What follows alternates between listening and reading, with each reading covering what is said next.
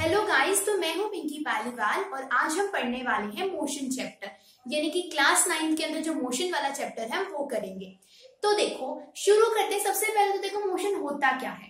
ठीक है, मान लिया कि आप ना कहीं पे खड़े हो, ठीक है, खड़े हो, आपको दिख गया भाई बाहर आइसक्रीम वाला आया हुआ है, ठीक है, तो अब क्या करोगे, आप अपनी जगह छोड़ के आइसक्रीम वाले के पास में जाओगे, यानी आपने क्या करा, मोशन करा, भाई आपकी मूवमेंट हुई, तो वही क्या कहलाता है, मोशन।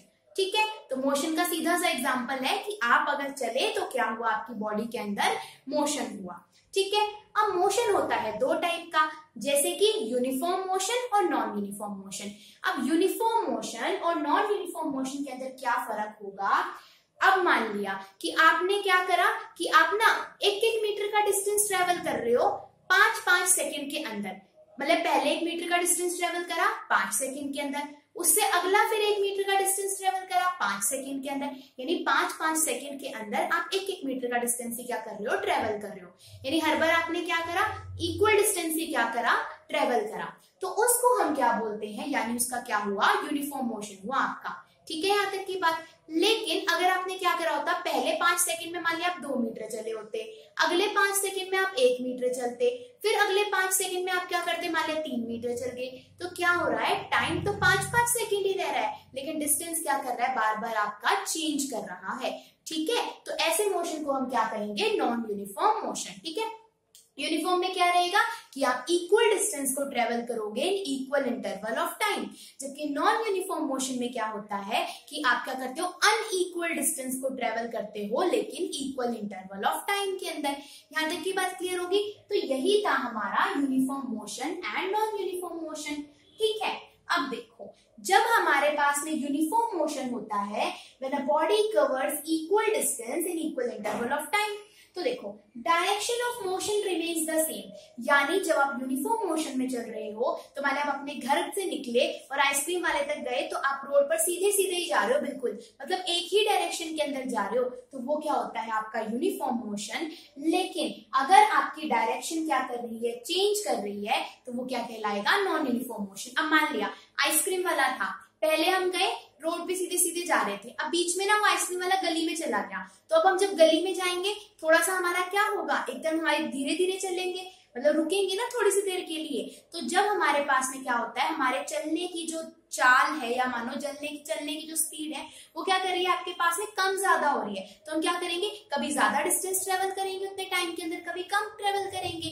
ठीक है, तो ऐसे मोशन को क्या कहते हैं, non uniform motion. So non uniform motion के अंदर डायरेक्शन क्या करता है, चेंज करता है, जबकि यूनिफॉर्म मोशन के अंदर डायरेक्शन क्या रहेगा, रिमेन सेम। ठीक है, अगर हमें पास में ग्राफ आ जाए, भाई ग्राफ जैसे डिस्टेंस और टाइम का ग्राफ आ गया, तो अगर यूनिफॉर्म मोशन होगा तो वो ग्राफ क्या आएगा, इस तरीके से एक स्ट्रेट लाइन आ रहा है हमारे पास में। ठीक है, देखो कैसा आ रहा है, यहाँ से ये बिल्कुल एक सीधा सा लाइन हमें दिखाई दे रही है, तो यह है यूनिफॉर्म मोशन का आपके पास में ग्राफ।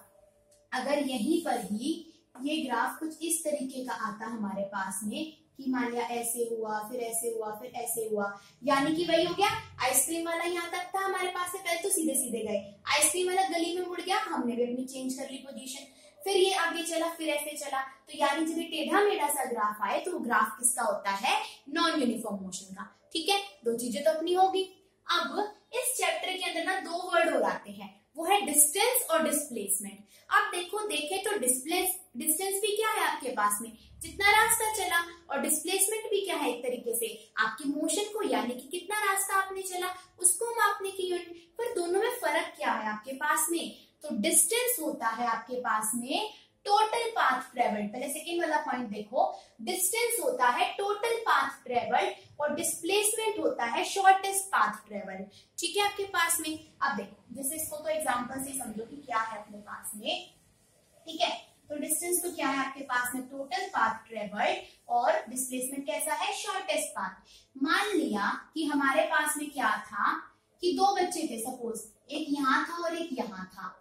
एक तो क्या हुआ, इस तरीके से जाना था उसको कि भाई यहाँ से चल के और उसको ना यहाँ पे चलना था, यहाँ तक पहुंचना था। ठीक है, तो मान लिया भाई यहाँ से चलना शुरू करा होगा इसने, ये तो शरीफ सा बच्चा था भाई, इसको सीधा सीधा जाना था, तो ये पहले यहाँ तक पहुंचने के लिए यहाँ जाएगा, फिर ये ऐसे जाएगा, यानी पूरा का पूरा रास्ता चलेगा। और एक दूसरा जो शैतान बच्चा था ना, वो कहेगा भाई मैडम ने ये कहा था कि आपको ना ऐसे ना सीधे सीधे चल के ना ऐसे मुड़ के ही इस पॉइंट तक जाना है।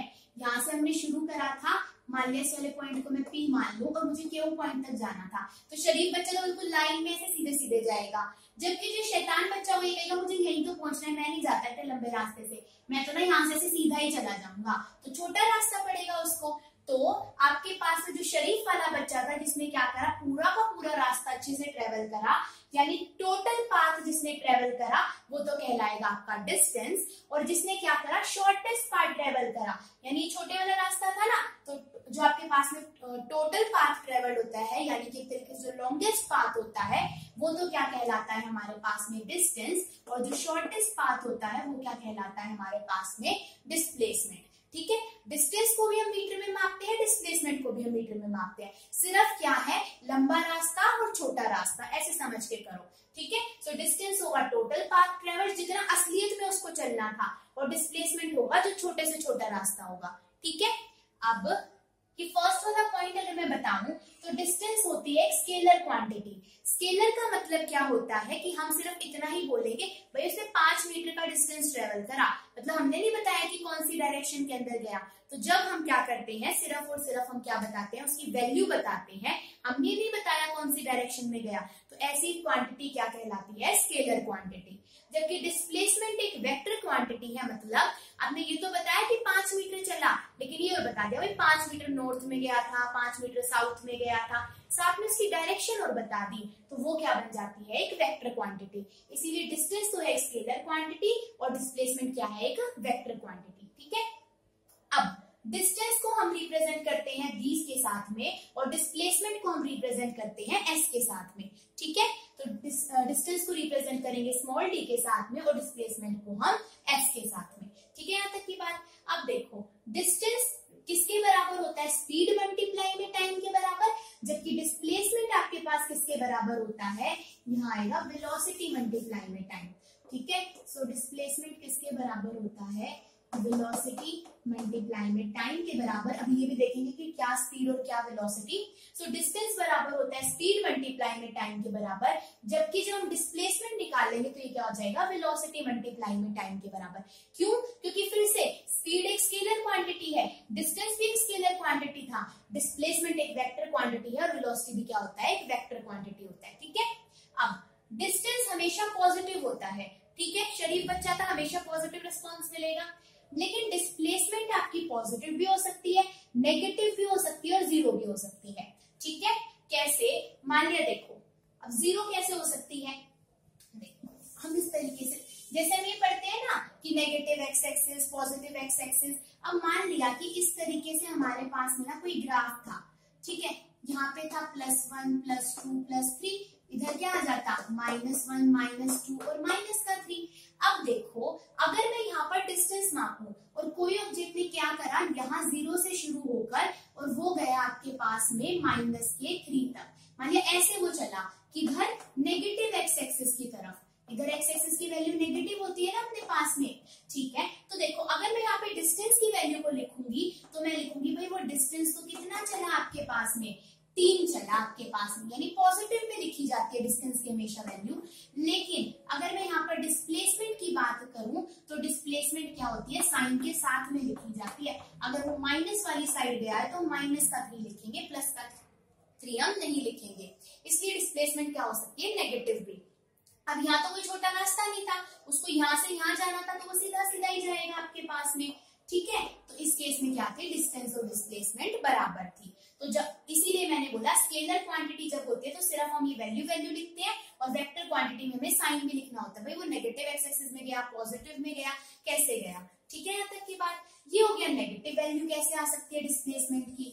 अगर मैं बात करूं 0 की, तो मान लिया कि ये कोई सर्कल था आपके पास में और एक बच्चे ने को क्या करना था, इस ए वाले पॉइंट से शुरू होकर वापस चक्कर लगाकर यहीं पर ही आना था। ठीक है, तो क्या करेगा, डिस्टेंस तो कितना हो जाएगा इस वाले केस के अंदर, सरकमफ्रेंस के बराबर, क्योंकि सर्कल ने कितना चला उसमें, उसकी सरकमफ्रेंस के बराबर। सो डिस्टेंस तो कितना आएगा उसका 2πr, यानी सरकमफ्रेंस के बराबर।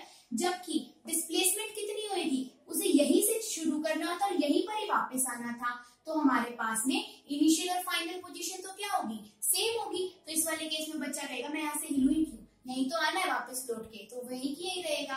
तो इस केस के अंदर डिस्प्लेसमेंट क्या हो जाती है हमारे पास में, 0 हो जाती है। यहाँ तक की बात क्लियर होगी।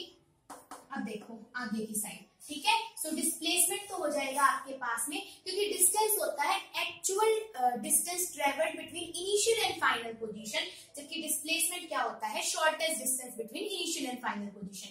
अब देखो इस सर्कल के अंदर तो इनिशियल पोजीशन भी यही थी और फाइनल पोजीशन भी यही थी, क्योंकि यहीं पे वापस आना था। तो शॉर्टेस्ट टाइम डिस्टेंस कितना होगा, कुछ भी नहीं, 0 0 ही तो होगा। जो इनिशियल और फाइनल पोजीशन अगर सेम है तो शॉर्टेस्ट डिस्टेंस 0 हो जाएगा, लेकिन आपके पास में डिस्टेंस क्या हो जाएगा एक्चुअल में 2πr के बराबर, ठीक है।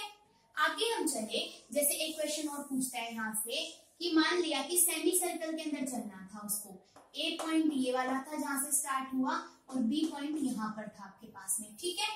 अब उसको बताओ डिस्टेंस कितना होगा और डिस्प्लेसमेंट कितना होगा, एक्चुअल डिस्टेंस कितना होगा उसके पास में। ये कुछ सेमी सर्कल के जैसा दिखाई दे रहा है, तो अगर मैं इसको बीच में से ज्वाइन कर दूं तो डिस्टेंस वाला बच्चा तो कैसे जाएगा, मतलब ऐसे जाएगा पूरा का पूरा, यानी कि अब टोटल सरकमफ्रेंस होती है सर्कल की 2πr के बराबर, ठीक है। अब सेमी सर्कल की कितनी हो जाएगी आपके पास में, सेमी सर्कल हो जाएगा इसका आधा, यानी कि 2πr/2। तो कितना डिस्टेंस उसने ट्रेवल करा होगा, πr, यानी कि पूरा का पूरा। जबकि अगर इस सर्कल की रेडियस r है तो डिस्प्लेसमेंट कितना ट्रेवल करेगा, वो सीधा यहाँ से यहाँ चला जाएगा, यानी कि आपके पास में यहाँ पे डिस्प्लेसमेंट कितनी हो जाएगी, 2r के बराबर, ठीक है। कितने के बराबर हो जाएगी डिस्प्लेसमेंट, 2r के बराबर अपने पास में, ठीक है। जबकि डिस्टेंस किसके बराबर होगा, πr के बराबर, ठीक है। यहाँ तक की बात। तो एक इस टाइप का क्वेश्चन पूछ सकता है आपसे, ठीक है। एक क्वेश्चन ये वाला हो गया, एक इससे पहले वाला। एक क्वेश्चन और पूछ सकता है हमारे पास में कि जैसे मैंने वो वाला बताया था इस तरीके का, कि भाई उसको यहाँ से यहाँ जाना था, तो सपोज ये वाला रास्ता था 5 मीटर का, ये वाला, या यूं मान लो कि ये वाला रास्ता था 3 मीटर का, ये वाला था 4 मीटर का। इसको पॉइंट को ए नाम दे दिया, इसको बी और इसको सी। अगर वो पूछे इसके अंदर डिस्टेंस और डिस्प्लेसमेंट निकालो किसके बीच में, ए से सी पॉइंट के बीच में, यानी ए टू सी पॉइंट के बीच में। तो देखो डिस्टेंस तो कितना होगा, जो सबसे लंबा रास्ता होगा, यानी कि इसको और इसको जोड़ के, तो कितना डिस्टेंस उसने ट्रेवल करा होगा इस वाले केस के अंदर। यहाँ पर जब हम निकालेंगे तो टोटल कितना डिस्टेंस, 3 मीटर प्लस में 4 मीटर, यानी कि अपने पास में कितना हो जाएगा, 7 मीटर का डिस्टेंस उसने ट्रेवल करा होगा।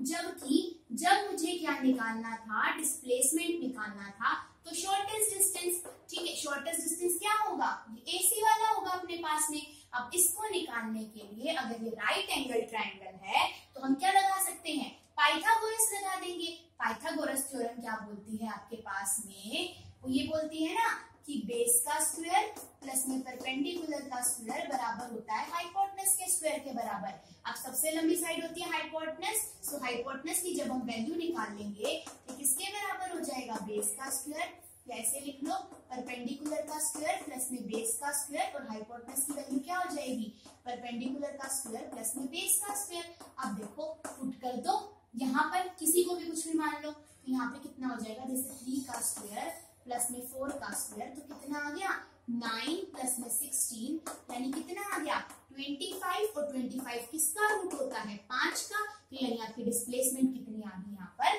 5 मीटर। देखो डिस्टेंस ज्यादा आया ना आपके पास में और डिस्प्लेसमेंट आई कम। तो एक क्वेश्चन इस टाइप का पूछा जा सकता है। तो 3 टाइप के क्वेश्चन बनते हैं डिस्टेंस और डिस्प्लेसमेंट से, ठीक है अपने पास में। और ये भी हमने समझ लिया भाई पॉजिटिव कब होगी, नेगेटिव कब होगी और 0 कब होगी, ठीक है।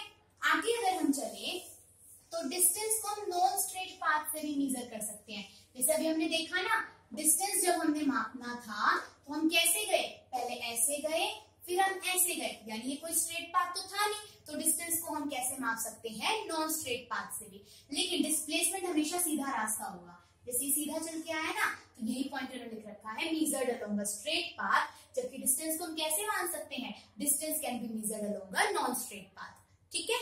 अब आगे चलते हैं हम, डिस्टेंस डिस्प्लेसमेंट तो हो गया। अब एक आपके पास में स्पीड और वेलोसिटी और देख लेते हैं वो क्या होती है। तो देखो एक है अपने पास में स्पीड और एक है हमारे पास में वेलोसिटी। दोनों में फर्क क्या है, ये भी डिस्टेंस एंड डिस्प्लेसमेंट की तरह ही है हमारे पास में।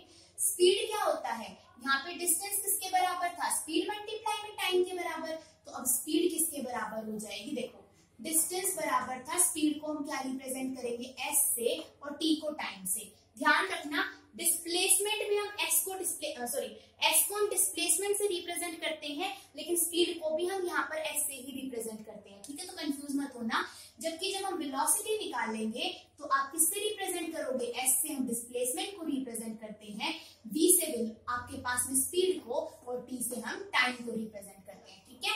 तो देखो यहाँ पर क्या था, स्पीड को हम s से रिप्रेजेंट करते हैं और v से हम रिप्रेजेंट करते हैं वेलोसिटी को, ठीक है। सो डिस्टेंस हो गया स्पीड मल्टीप्लाई में टाइम के बराबर, जबकि यहाँ पे डिस्प्लेसमेंट को s से रिप्रेजेंट करा था और वो होता है वेलोसिटी। यानी वेलोसिटी वाले टाइम में फॉर्मूले में तो s क्या रिप्रेजेंट करेगा, डिस्प्लेसमेंट, और स्पीड वाले टाइम में s क्या रिप्रेजेंट करेगा, स्पीड को, ठीक है। अब आगे चलते हैं, यहां से निकाल लें तो किसके बराबर आ गया स्पीड की वैल्यू, डिस्टेंस डिवाइड बाय में टाइम, और वेलोसिटी किसके बराबर आ गई, डिस्प्लेसमेंट डिवाइड बाय में टाइम। यानी कि डिस्टेंस डिवाइड बाय में टाइम तो आपके पास में क्या आ गया, किसके बराबर, स्पीड के बराबर, और डिस्प्लेसमेंट डिवाइड बाय में टाइम किसके बराबर आ गया, वेलोसिटी के, ठीक है। अपने पास में डिस्प्लेसमेंट डिवाइड बाय में टाइम क्या हो गया हमारे पास में, वेलोसिटी, ठीक है। यानी कि अब यहाँ पे ऐसे भी लिखा मिलेगा, change in distance divide by में change in time is equal to speed and change in displacement upon change in time is equal to velocity, ठीक है।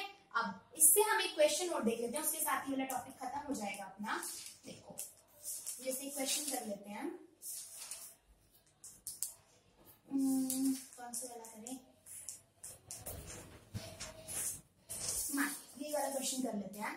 देखो ये चीज क्लियर होगी ना अपने पास में। अब हम आगे चलते हैं यहाँ पर, तो देखो ग्राफ से क्वेश्चन और पूछा जाता है यहाँ पर, कैसे, एक ही टाइप का क्वेश्चन बनता है ग्राफ से, तो ठीक है। यहाँ से 3 क्वेश्चन क्लियर हो जाएंगे।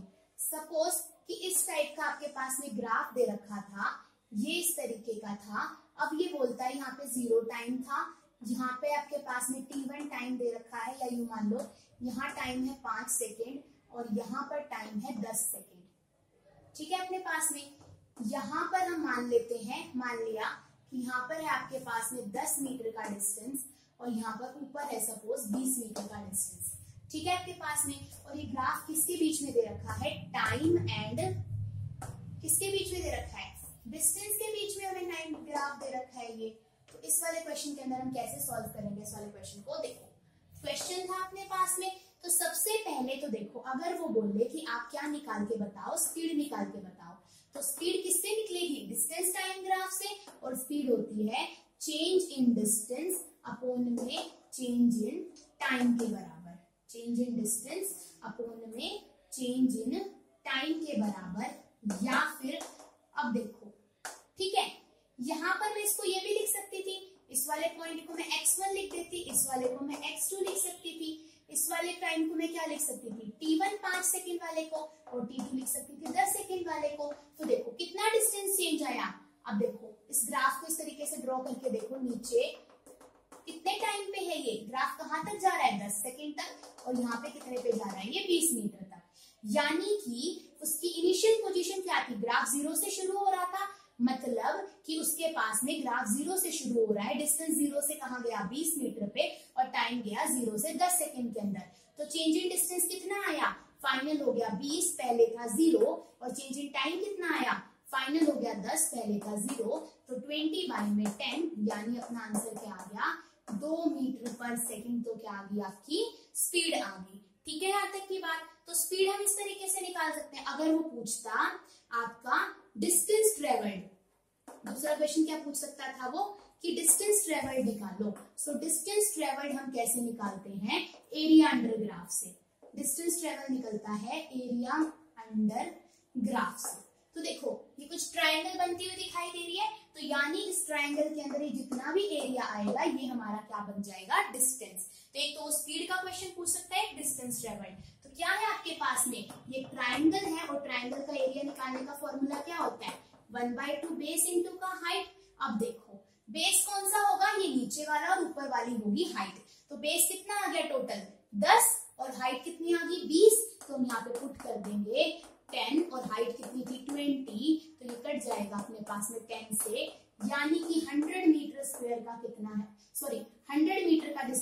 क्या करा होगा, ट्रेवल करा होगा। ठीक है, तो इस टाइप से क्वेश्चन पूछ सकता है। अगर वो डिस्प्लेसमेंट टाइम ग्राफ दे दे तो यहाँ पर आ जाएगी वेलोसिटी और यहाँ पर हम क्या निकाल लेंगे, नीचे डिस्प्लेसमेंट। ठीक है, सो इस वाली वीडियो को हम यहीं पे कंपाइल करते हैं। इसके नेक्स्ट पार्ट के अंदर हम पूरा चैप्टर कंप्लीट कर लेंगे। ठीक है।